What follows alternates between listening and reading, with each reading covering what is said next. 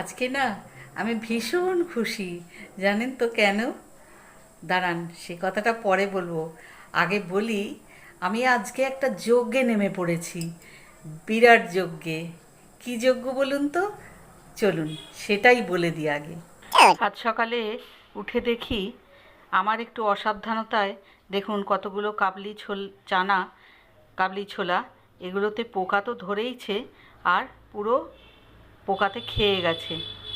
সঙ্গে সঙ্গে ভয় হলো এবং শুরু করে দিলাম আমার বর্ষাকালীন সমাধান। এবার বলি আমার কেন এত আনন্দ হয়েছে। আপনাদেরকে দেখালাম কি অবস্থা আমার সেই চানাগুলোর। তো আমি না মহারাষ্ট্র থেকে একটা কাবলি চানার প্যাকেট নিয়ে এসেছিলাম। দুঃখের বিষয়, আমার এখানে কেনা চানাগুলো ওই অবস্থা হলো।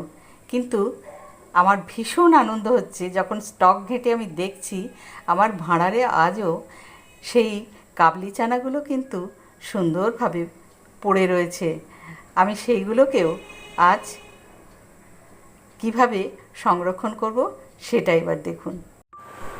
বর্ষাকালে নিস্তার পেতেই এই জিনিসটা করছি। কি করছি? কাঁচা জিরে, গোটা জিরে, এটাকে আমি শুকনো কড়াতে সেঁকে রাখবো এক্ষুনি। এই দেখুন, এই কাবলি চানাগুলো কিন্তু আমার মহারাষ্ট্র থেকে নিয়ে আসা, একদম ইনট্যাক্ট রয়েছে। আর কি সুন্দরভাবে একদম পরিষ্কার, কোনো কিছুই এর মধ্যে গ্রো করেনি, অর্থাৎ কোনো পোকা, কোনো ইনফেকশান, কোনো কিছুই কিন্তু গ্রো করেনি।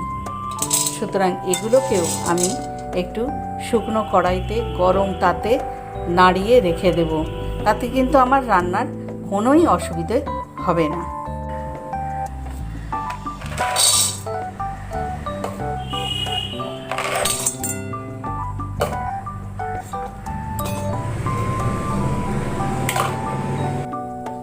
এটা আর একটা জিনিস যেটা বাজার থেকে এনে কাঁচা এভাবে রেখে দিলে বর্ষাকালে ধুয়ো ধরবেই।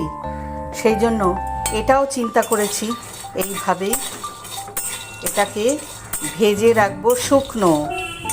শুকনো কড়ায় এই দুটো জিনিস আমি ভেজে তুলছি। তাহলে বর্ষাকালে আমার এই দুটো জিনিসই রক্ষা পেয়ে। বড়ি আমার ভাজা হয়ে গেছে, কিন্তু খুব লাল করে আমি ভাজিনি। কেন সেটা বলে দিচ্ছি। আর এই কড়ার মধ্যেই আমি বার্নার অফ করে রেখে দিয়েছি। এটা সম্পূর্ণ ঠান্ডা করার পর তারপরে কৌটোয় ভরবো। এবার দেখুন আমার এই যে জিরেগুলো, আপনাদের প্রশ্ন হতেই পারে, জিরেগুলো তো শুকনো কড়ায় ভাজা হলো, কড়া হয়ে গেল এগুলো, এবার এটা তেলে ছাড়বো কী করে ফোড়ন হিসেবে? না, আমি সেই উপায়টাও বলে দিচ্ছি আপনাদেরকে। যখন আপনারা রান্না বসাবেন তখন এই ভাজা জিরে আপনারা তেলের ফোড়নে দেবেন না। সবজি ছেড়ে সবজিটা ভাজার মধ্যেই আপনারা এক ফোঁটা জিরে, অর্থাৎ এক চিমটি জিরে যেটা ফোড়নে দেওয়া হয় সেটা ফেলে দেবেন। তারপরে এটা কিন্তু আর তেলের মধ্যে পুড়ে যাবে না।